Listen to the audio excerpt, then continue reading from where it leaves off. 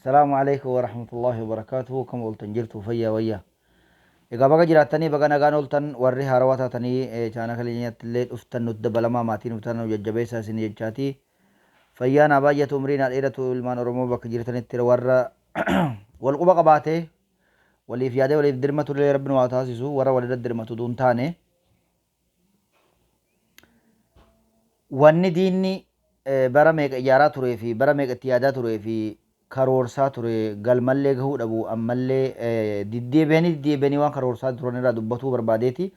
Gocha wal gama ammoo Oromoo kaaba walloo keessa deemaa jiruu fi waan diinni irratti xiyyeeffatee hamma har'aatti hojjechaa ture ammatti milkaa'uudhaaf dhidhiitataa jiru hunda isaarraa dubbatuu barbaadeeti. Hanga dhumaa kan nu daawwattan kabaja isin gaafanna jechuu barbaadeeti. Oromoon bal'aan biyya duniyaa mararra jirtan ka biyya keessa jirtanis kadiina taates dhaggeeffadhu waa sii galutu jira.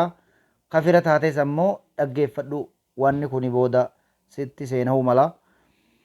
Egaa fayyaa taadhaa akkuma beekamu magaalaan dasee TPLF harka galtees jechaa jiranii ajaarri immoo nu harkaan baane jechaa jira. Wal hurgufaa jiranii. Haa ta'uti immoo warri godinaatis dhimmamaa jira rakkataa jira jechuudha. Waan kanaaf olii gadi hurgufamaa jiran hawaasa jeeqaa jiran baadiyyaa keessa fiiganii biyya keessaniif wareega kaffalaa jiranii kadhataa jiran watwaataa jiran. Watwaata isaaniitiin alatti immoo jarri warri amma dura walloo buqqifna jee karaa makkannaatiinis dhaabbataa ture, karaa shawaruubiitiinis dhaabbataa ture, karaa cafaa diimtuutiin maajateen dhaabbataa ture. Hundi isaaniitu of qindeessanii rakkoon uumamaaf deemaa jirti fakkaatti akka dhagaa jirrutti sodaa guddaatu jira jechuudha. Sodaa guddaa deemaa jira. Amma yeroo ammaa kana halkan kana yeroo ammaa kana magaalaa makkannaa keessatti liyyuu haliin mataa isaatiin qawwee samitti dhahuu namatti dhahuun beenu qawwee tumaa jiran. Amaarinis gaaraa ifaa qabatee gadi bu'aa jira jee uummanni sodaa keessa galee jira jechuudha. Waan kana jarri kun amma dura TPLF gaafa dasee dabarteetti shaneen wallotti eegaa shaneedhaan wal qunnamee nu dhabamsiisa nu lola nu cabsa jedhanii miidiyaa irratti qilleessa irratti oolchataa turan haasaa turanii jechuudha. Waan san mirkaneessuuf jecha uummata keenya jeequmsatti kaasanii rakkoo uummata uumanii hoggaa uummanni ofirraa daafiyaa godhe duraanuu isinii dubbanne shanee sun lola jedhanii ammaas wanni deemaa jiru barana lola labsanii lubbuu namaa wareeganii qabeenya namaa barbadeessanii hanga fedhan dalaganii mootummaa seeraan isaan gaafatan jiru. Uummata mana hakimatti dhumesaniif mootummaan seeraan gaafatan jiru qabeenya uummataa gubate mootummaa seeraan gaafatan jiru nagaan jiraatu jiran bobbanii galanii. Ammaas karoorri deemaa jiru fakkeenya sanii fudhatanii TPLF dhuftee dasee geessee jirti. Eega sanii immoo biyya keenya isheenteerti. Kunoo akkana godhuu jirti jedhanii waan san qilleensarra oolchanii fedhan xayyaaraan dhahan, fedhan madfiin dhahan, fedhan waraana lafootiin lolan.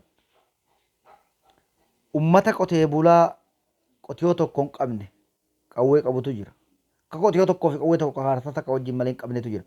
Kana hunda irratti bobbaasanii qabeenya namaa dhabama godhuuf gaafa magaalaan teenya badde wanni jirra jennee haasofnu hin jiru magaalaa teenya kan balleessuuf dhaabbatu warroota amma duras walloo balleessuu qabna walloo arma Oromoon karaa wallaggaa baqattanii galuu qabdan isin arma Oromoon waan jechaa jiran warra booranatti galaa jechaanii warra dhidhiitataa turee fi uummata lafarraa buqqisuudhaaf lafarraa balleessuudhaaf dhaabbataa turedha jechuudha.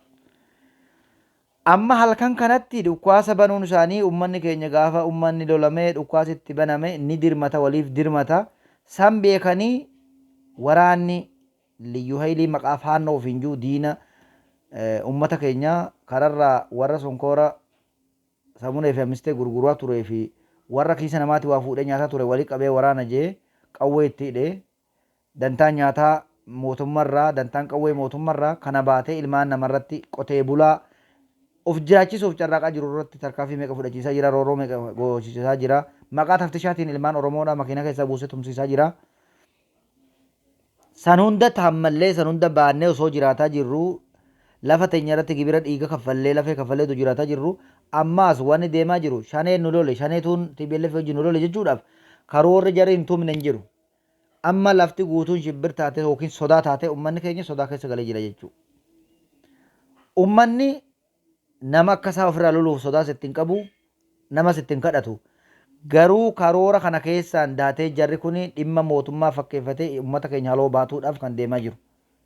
Fedha amma dura uummata keenya lafarraa buqqisuu barbaadan san qabeenya uummataa balleessuu barbaadan san kamisee dhabamsiisuu qabna jedhanii irratti dhaaddataa turan san hojiirra oolchuudhaaf wanni amma deemaa jiru karoorri isaa karaasanii ilaalchi isaa karaasanii halkan maaltu barbaachise waraanni mootummaa maal argee uummata irratti qawweetumuu barbaachise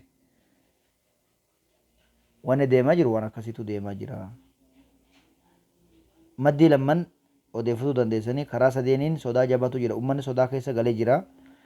Karaa biraatiin ammoo galgala kana ammallee waa banamee isinuma jedhan malee shabakaan yeroo hedduu dadhabaa ta'e bakka itti cufamees jira bakka dadhabaa ta'e isinii jira jechuudha. Wanni kun guutuutti shabakaan kun yoo qacufamu taate uummanni keenya wal qaqqabuu hin danda'u, wal dhaga'uu hin danda'u, wal dhageessisuu hin danda'u. Rakkoo guddatu uumamuuf deeme jechuudha. Egaa isiniif gala wanni kuni uummanni keenya gaafa rakkatetti nyaataanis wal qaqqabaatii reeffa ofiitti kaafataatii madaa ofiitti kaafataatii karaara wal masaatii diina ofirraa deebisaa ture. Yoo shabakaa kana akkuma jalqaban kanatti guutuutti kan mulqan taate uummata keenya mulquun isaanii waan shakki hin jirree jechuudha. Akka uummanni walitti hin dirmanne wal quban qabne eessatu hoffolee eessa tafe kan jenne wal godhuudhaaf kan uummata godhuudhaaf kan deemani wanni kun. Ammoo karoora jaraa harka jira dubbiin karoora jaraa jarri maaliif fedhiin isaanii kamisee balleessuudha. Wannumti TPLF duraa karaa kennaa fi karaa kana dhufaniif ilaalchi isaanii biyyattii teenya tana balleessuudha malee dhugaa dadhabaniiti jennee fudhannu. Yoo ta'e immoo karaa gondoriin maa akkasitti isheenin karoorri isaanii uummata kaaba walloo jiru kun akka of wallaalan malee dhiigni isaanii Oromoo ta'e ni beekan. Jara san ofii gocha irratti dalagaa turan qabeenya irratti irraa guuraa turan mana isaanii saarukaan dhahaa turan alabbaasanii jiranii san barbadeessanii dasee dhufanii daseedha keessaa maqatanii eega gadhiisanii fi kamisee dhufa gaafa kamisee dhufeetti waan ta'uuf deemu walumaan arguuf jirra. Karoorri jarri bara meeqatti qabsaa ture amma milkaa'uudhaaf kan deemudha. Uummanni keenya immoo kaabineen magaalaa kee deemtee odoo hin taane baadiyyaa kee deemtee warra qotatee buluu sa'aatiffatee jiraatutti jiruun qabeenya keessa saamamuu fi akkanas hin godhuu fi kottaatti lolaa jettee kadhataa jirti. Kanarraa uummanni keenya bari'a ta'uu qabu. Waan akkasii kaabinee ittisu waamtu kanarraa bari'a ta'uun isinirraa eegamaadha. Garuu diinni ollaa isin jiru diinni ollaa barana isin gube mana keessa isin gube ollaa keessan taa'ee mootummaatu nutti erge ni beekna. Wanni sun ammaan nutti deebi'uudhaaf kan deemu gaafsan matarayyaasii fi dishqaadhaan ture kan ammaa ammoo dirooniin ta'uuf kan deemu argaa jirra jechuudha. Silaa kan nama baasuus rabbii kan fiduus rabbii fana tawakkalu insha Allah. Yoo rabbitti tawakkalle inuma najaanaa ittuma najaanaa. Diinni waan karoorsee fi waan qopheeffate san itti milkaa'uudhaaf kan deemu uummata keenya rabbi haatissuu dursinee wani dhaammannu karoorri jaraa wanni deemaa jiru Oromoo bal'oo balleessuu fi uummanni illee addunyaa Oromoon beekuu qaban jechuu barbaanna. Waan biraatu hin taane akka TPLF walloo sheentee rakkoo TPLF wajjin rakkoon biraa uumamtu kan godhuuf deemaa jiru diina ta'uu nuuf badha. Maaliif lolaniis waraana isa bobbaasaniis dadhabatanii jennaan karaa kanaan fidanii maqaa TPLFin shaneetu nolole jechuudhaan mootummaan itti fayyadama yeroo sanitti uummata keenya kan dhabama godhuuf deeman. Tana walii haa gallu. Fayyaataa jiraadhaa bultiin gaarii haa ta'u.